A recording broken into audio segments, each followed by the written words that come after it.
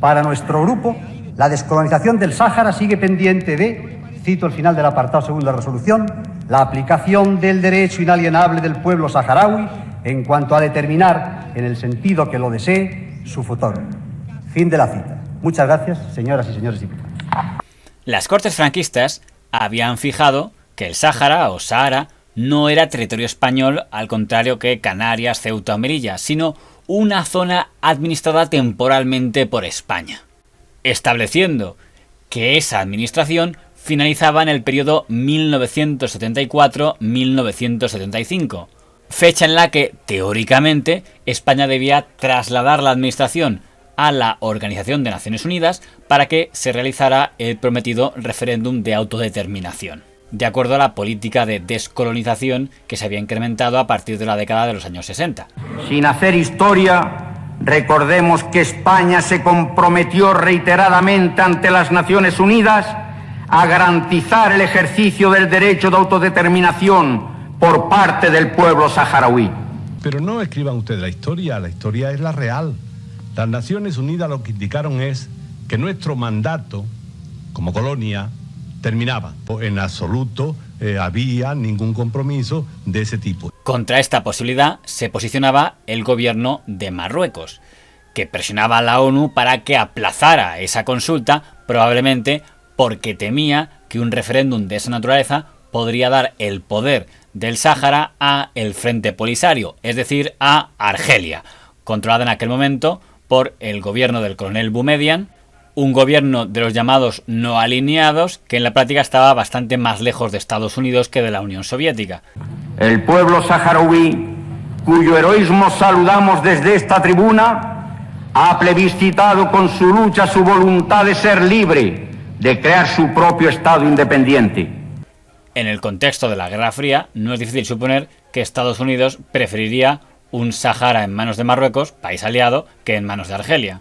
Este era el contexto cuando el 18 de octubre de 1975, con el dictador de España, el general Franco, agonizando literalmente, el rey de Marruecos, Hassan II, anuncia una marcha sobre el Sáhara, la Marcha Verde, una marcha formada por ciudadanos civiles desarmados, hombres, mujeres y niños, que atravesarán y ocuparán el Sáhara.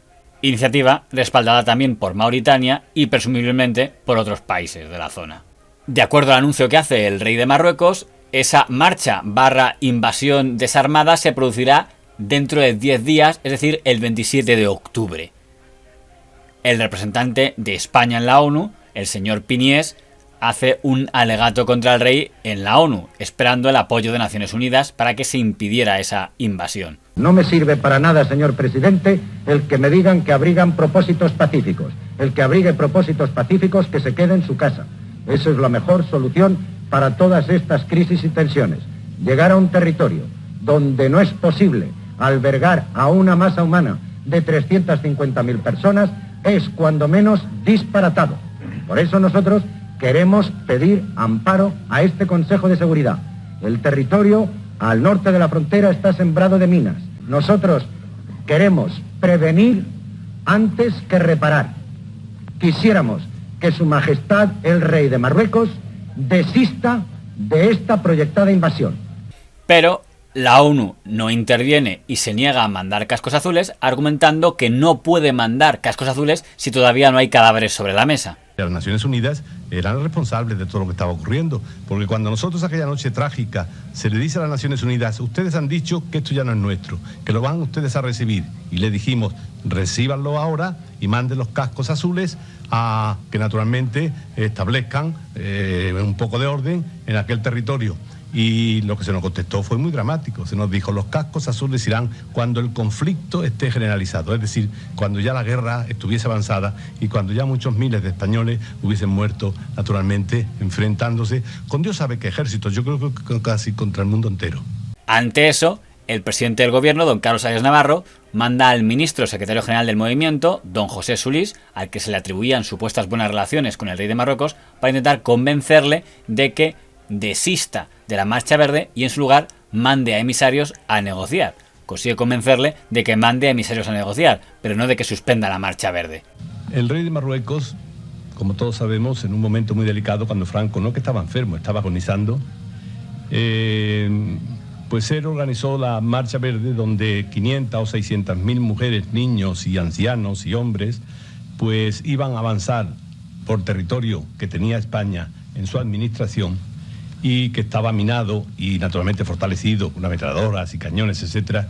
Iba a avanzar con la seguridad, según me dijo él luego, de que iba a tener el primer día 30.000 bajas, pero que no le importaba. El señor Solís logra ganar unos días en el sentido de que en vez de comenzar el 27 de octubre, comenzó el 6 de noviembre. Y en aquella Marcha Verde no estaban solamente los marroquíes, sino que había representaciones ya de casi todos los países africanos, y incluso el rey Hussein había mandado una representación importante. Aquello era, pues, todos en realidad contra España en aquel momento. Francia nos dijo que él no estaría con nosotros en ese momento, incluso Norteamérica nos puso las dificultades que consideró conveniente para emplear armamentos. Ese mismo día, España saca a toda su población civil de Marruecos y retrasa las tropas, dejando una zona libre para que en ella puedan entrar los primeros contingentes de la Marcha Verde. De acuerdo a la versión del señor Solís en la Comisión Parlamentaria de marzo de 1978, el rey de Marruecos le dijo que estaba dispuesto a aceptar la muerte de 30.000 de los integrantes de aquella Marcha Verde por las minas que pudiera haber dejado el ejército español o otras respuestas del ejército español. Y lógicamente, si morían 30.000 marroquíes, se daban argumentos para que interviniera el ejército de Marruecos.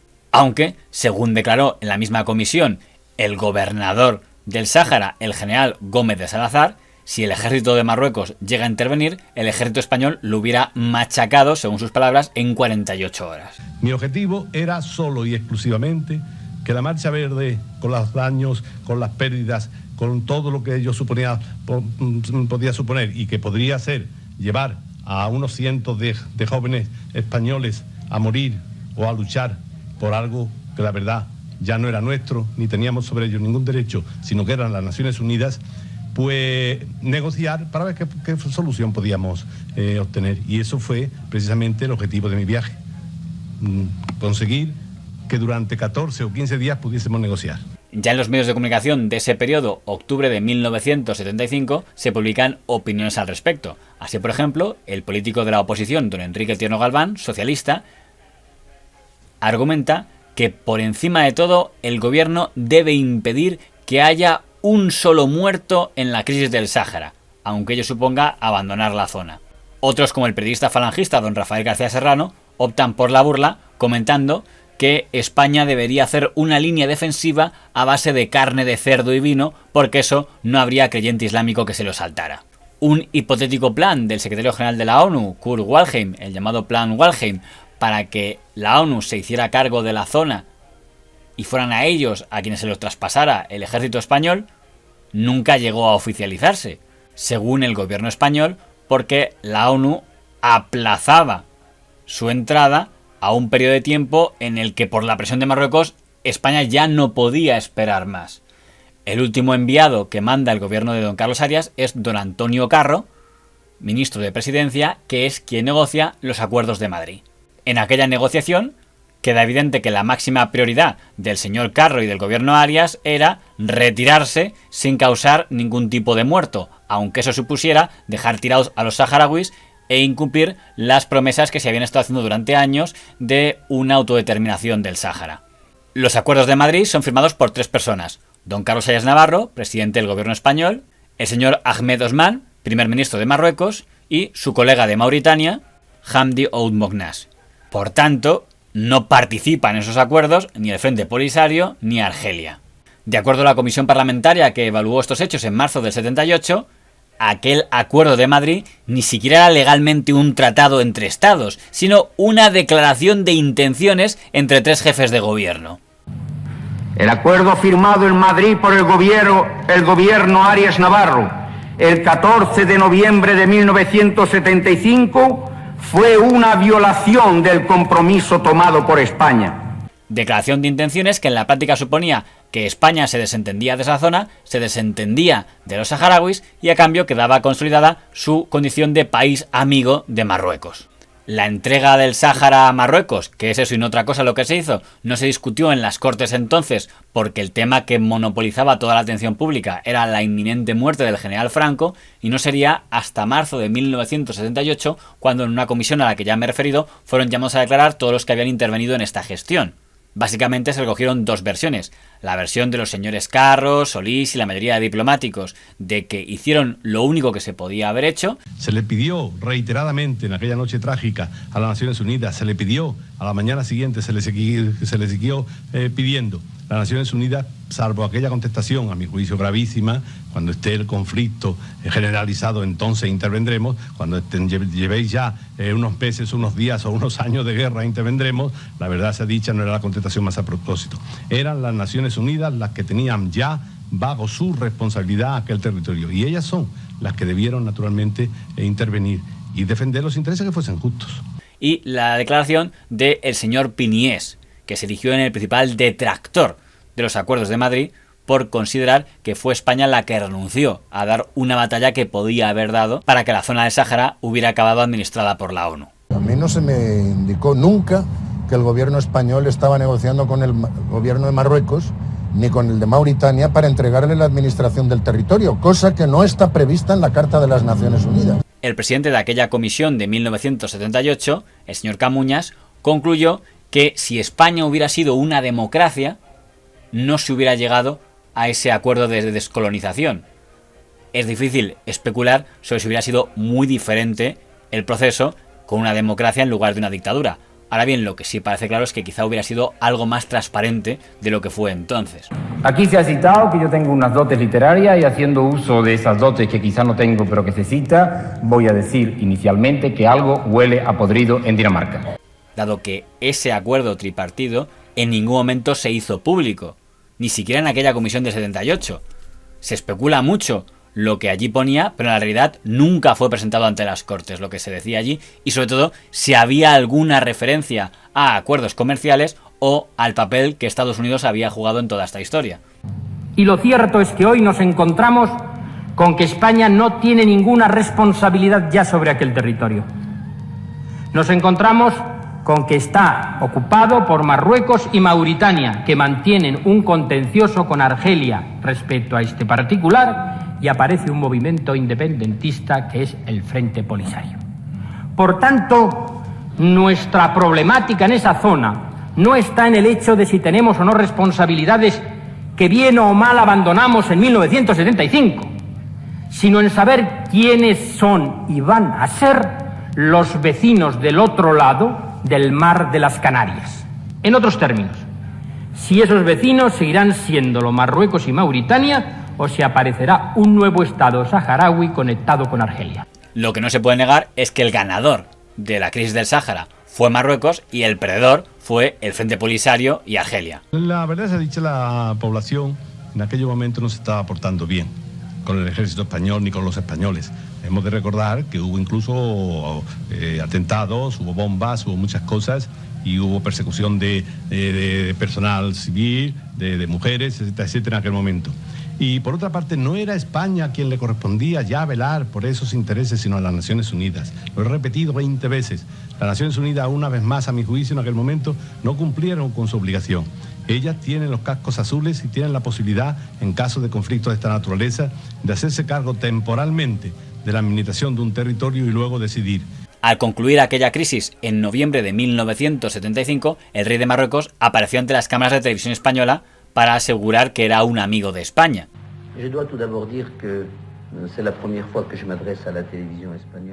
Debo decir antes que es la primera vez que hablo para televisión española, y es para mí una alegría personal, sincera y profunda, porque estimo que tanto el público como la esfera política española no han tenido de mí más que una imagen política negativa, porque las circunstancias han querido, desgraciadamente, que desde mi ascenso al trono hasta ahora, las acciones conjuntas que hubieran podido desarrollar España y Marruecos han sido más bien negativas. Pero creo que España y el pueblo español no conocen a Hassan II, y cuando decidan tenerlo como compañero, verán ustedes que Hassan II es un caballero, es un hombre de palabra y en el que se puede confiar.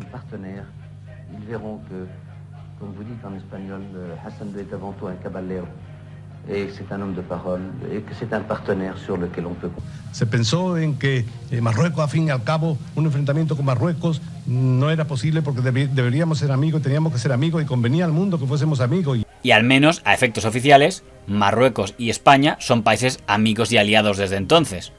Aunque distintos episodios que han ocurrido a lo largo de estos años, incluyendo en este año 2021, han llevado a que no pocas personas se planteen si el concepto de amistad y alianza que hay entre España y Marruecos es interpretable. En aquellos trágicos momentos nadie pensó en intereses económicos ni en ningunos otros intereses. En aquel momento lo que se trató es de evitar una masacre. 24 jóvenes han sido juzgados por el Tribunal Militar de Marruecos por el simple hecho de manifestarse pacíficamente por los derechos del pueblo saharaui. A varios de ellos se les ha condenado a cadena perpetua, el resto a 20 y 30 años de cárcel. El Estado español y el Gobierno debería oponerse rotundamente a tal injusta y desproporcionada condena.